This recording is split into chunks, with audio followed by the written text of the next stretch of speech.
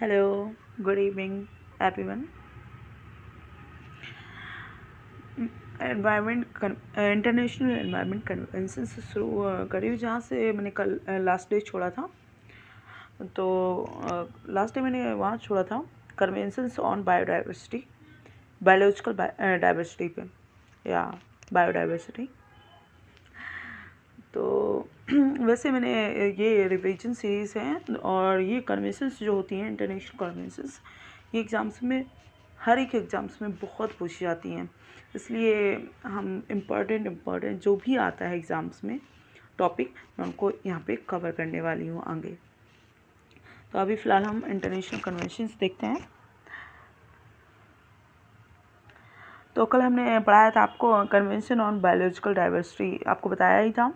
ये multilateral body है, 1992 में इसको वो किया गया था, साइन बनाया गया था। एंड ये इसमें थ्री मेन गोल है इसके, जो बायोलॉजिकल डाइवर्सिटी है। इस कन्वेंशन के 3 गोल है। तो फर्स्ट गोल है कंजर्व करना बायोडाइवर्सिटी को, एंड सेकंड है सस्टेनेबल यूज़, एंड थर्ड है fair and equitable sharing of benefits arising from genetical resources. मतलब जो भी फेयर एंड, मतलब सारे जो भी बेनिफिट्स उससे निकल रहा है जेनेटिक, उसको सब में एक फेयर एंड इक्विटेबल रिसोर्सेज को शेयर करना।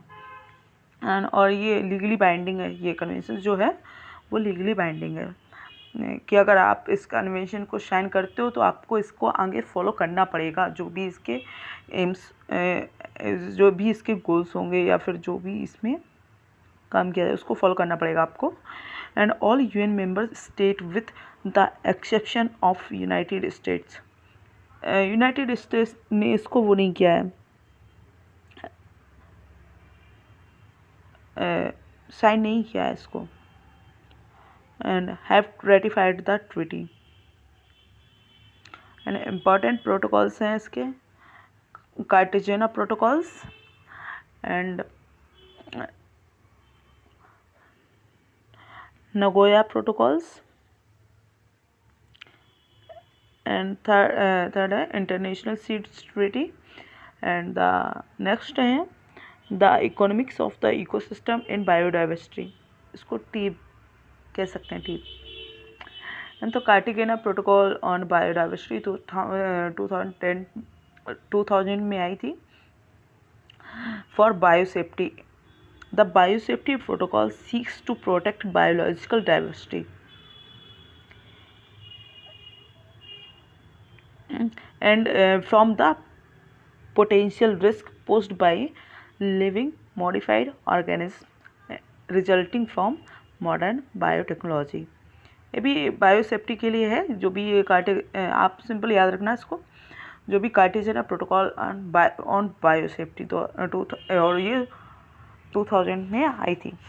और नेक्स्ट है नगोया प्रोटोकॉल, ये 2010 में आया। तो ये कौन से पर्पज़ के, फॉर जेनेटिक रिसोर्सेज के लिए है। The Nagoya protocol it's about access to genetic resources and the fair and equitable sharing of benefits arising from their utilizations. One of 3 objective of CBD। The international seed treaty क्या है? International treaty on plant genetic resources पे, जो international seed treaty है plant genetic resources for food and agriculture. इसका aim क्या है? Aim है इसका guaranteeing food security. Food security इसका एम है कि फूड सिक्योरिटी प्रोवाइड करना, and through the conservation, exchange and sustainable use of the world's plant genetic resources. And next क्या है? The economic of ecosystem in and biodiversity. The global, ये इसमें क्या है? Global initiative of G8+5 countries का है, meeting in Germany, focused on the making nature values visible. ठीक है, इसका फोकस ये है। तो it's principal objective is to mainstream the value of biodiversity and ecosystem services into decision making at all levels।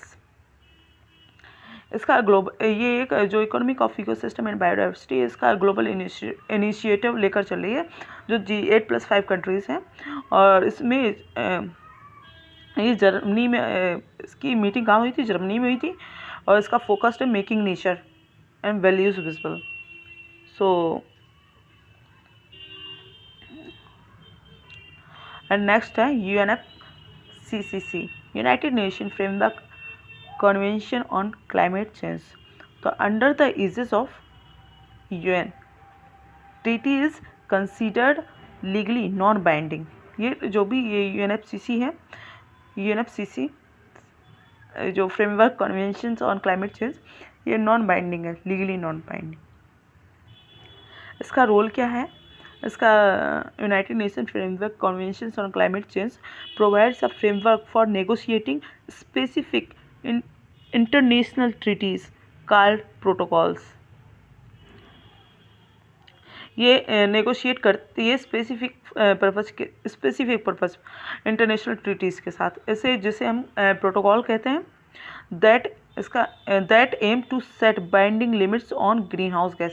ये जो भी हम जैसे इस कंट्री में एक लिमिट बाइंड कर रखी है कि यहाँ मतलब इतना ही आप ग्रीन हाउस गैस आप रिलीज कर सकते हो, उससे ज़्यादा नहीं। अगर उससे ज़्यादा आप रिलीज़ करोगे तो उसके लिए आपको फ़ाइन भरना पड़ेगा, या फिर किसी और तरीके से उसको किया जाएगा। एंड नेक्स्ट देखते हैं।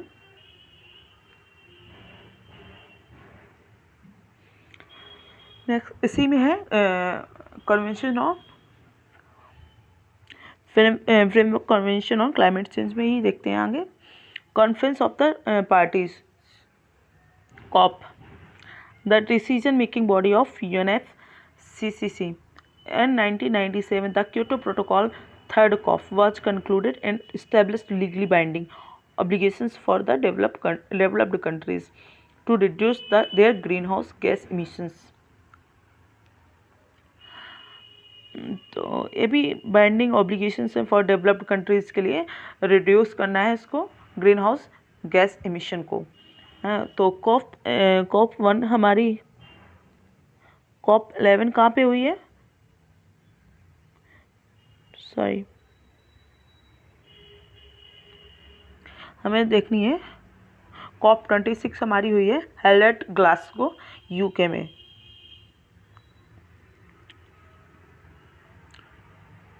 और बाकी COP 25 हुई थी आपकी सेंटियागो में, मैड्रिड सेंटियागो। नेक्स्ट देखते हैं united nations convention to combat desertification, UNCCD। तो इसको इस्टेब्लिश किया गया था 1994 में। लीगली बाइंडिंग इंटरनेशनल एग्रीमेंट है, ये लीगली बाइंडिंग है कि इसमें मतलब जो भी होगा डेजर्टिफिकेशन को तो वो आपको करना ही पड़ेगा, आपको फॉलो करना पड़ेगा।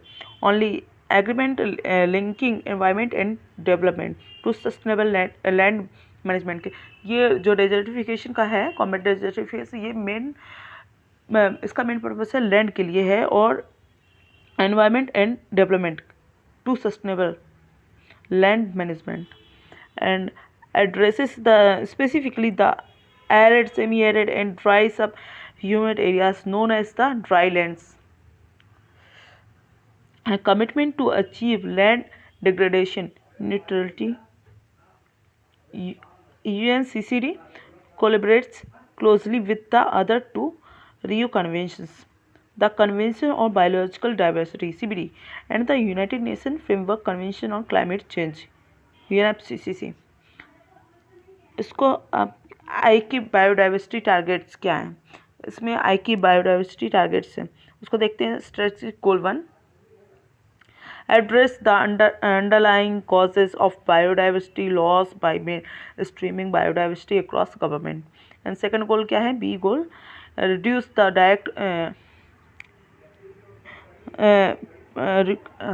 Direct pressures on biodiversity and promote sustainable use in society. And goal C है to improve the status of biodiversity by safeguarding ecosystem species and genetic diversity. मतलब जो भी स्पीसीज उनको कैसे कंजर्व करके रखना है, ये सारी चीज़ें एक्सीडेंट होने से बचाना है, तो ये सारी चीज़ें इसमें हमें देखनी है गोल सी में। एंड गोल डी क्या है, enhance the benefits to all from biodiversity and ecosystem service.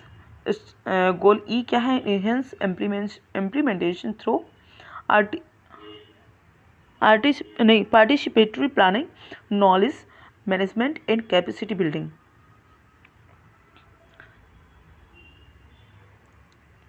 Next देखते हैं रामसार कन्वेंशन ऑन वेटलैंड्स। वैसे आपके लिए क्वेश्चन है, इंडिया में कितनी रामसार कन्वेंशंस हैं, रामसार साइट्स हैं, सॉरी, प्लीज़ कमेंट करके ज़रूर बताइएगा आप लोग। And Ramsar convention on wetlands adopted in the Iranian city of Ramsar in 1971। इसको 1971 में ईरान सिटी में एक रामसार नाम की एक सिटी है ईरान में, तो वहाँ पे इसकी फर्स्ट वो हुई थी मीटिंग, तो उसी के बेस पे इसका नाम रख दिया, कन्वेंशन का नाम रख दिया है। तो it is the only global environmental treaty that deals with the particular ecosystem.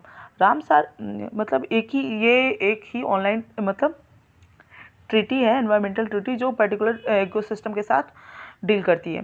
Ramsar is not affiliated with the United nation, मतलब रामसार एफिलेटेड नहीं है यूनाइटेड नेशन से के साथ। And the world wetlands day 2 फरवरी को सेलिब्रेट किया जाता है। And the 3 pillars of the main of the convention, wise use of their wetlands contracting and the party designated at least one site for the inclusion in the list of wetlands of international importance, cooperate internationally concerning transboundary wetlands, and Montreux record क्या है, Montreux record check करते हैं, आगे देखते हैं। adopted by the conference of the contracting parties in Brisbane 1996. Montreux record is a register of wetland sites on the list of wetland of international importance where changes in ecological character have occurred, are occurring, or are likely to occur as a result of technological development, pollution, or other human interference.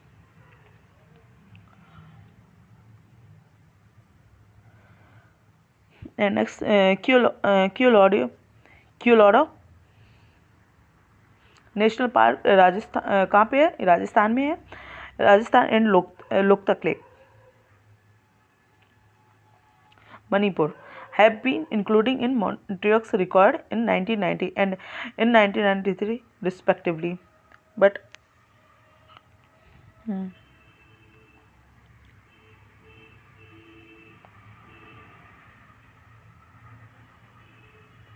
international organization partners, BirdLife International,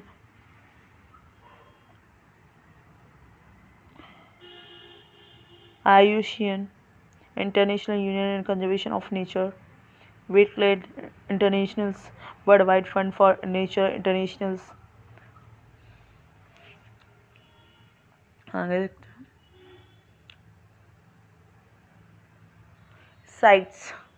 sites का full form है।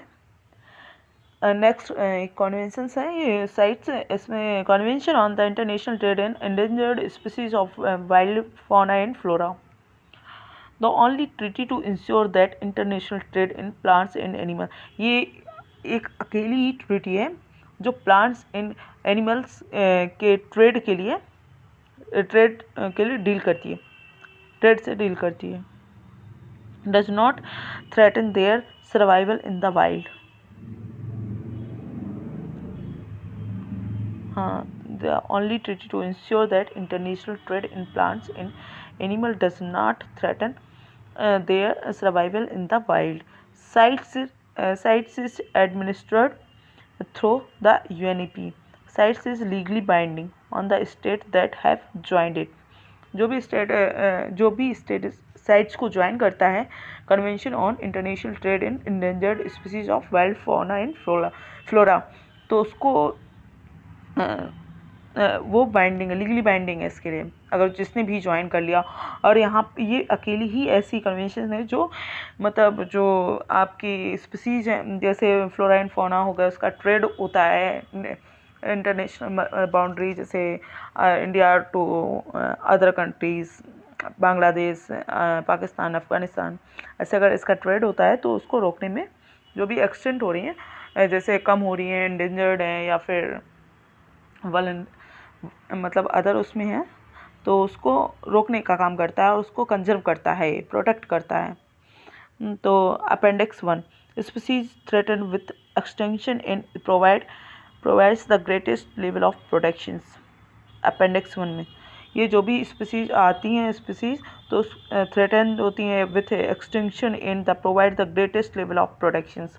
Appendix 2 में जो आता है, वो जो भी आती हैं स्पीसीज, वो currently not threatened with extinction many may become so without trade controls। Appendix 3 में क्या बताया गया है, species for which a range country has asked other parties to help in controlling international trade। IUCN, next convention देखते हैं। IUCN, the international union for conservation of nature and natural resources. तो इसको form किया गया था 1948 में after the international conference in France. The IUCN member include both states in non governmental organization. इसका mission क्या है, इसमें मतलब सारी गवर्नमेंट, नॉन गवर्नमेंट ऑर्गेनाइजेशन सारी इसके साथ इंक्लूड है, states and non governmental organization इसके साथ इंक्लूड है। मतलब मिशन इसका क्या है, सपोर्ट साइंटिफिक रिसर्च, सपोर्ट करता है साइंटिफिक रिसर्च के लिए, and manages field project around the world, and help to develop and implement policies को इम्प्लीमेंट में हेल्प करता है। एग्जाम्पल जैसे साइट्स हो गया, जो हमने अभी बताया था, sites convention on international trade and endangered species of wild fauna and flora, and IUCN has the observer and conservative status at the United Nations.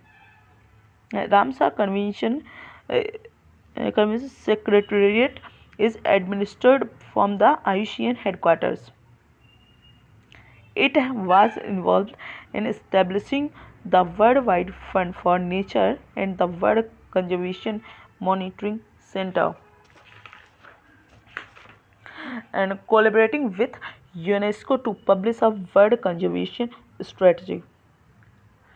तो हमने आज इतनी कन्वेंशंस देखी हैं, कल नेक्स्ट आगे देखेंगे।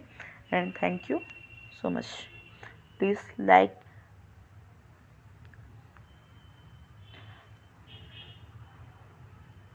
लाइक सब्सक्राइब एंड शेयर करें और कमेंट करके बताएं, क्वेश्चन का आंसर दीजिए।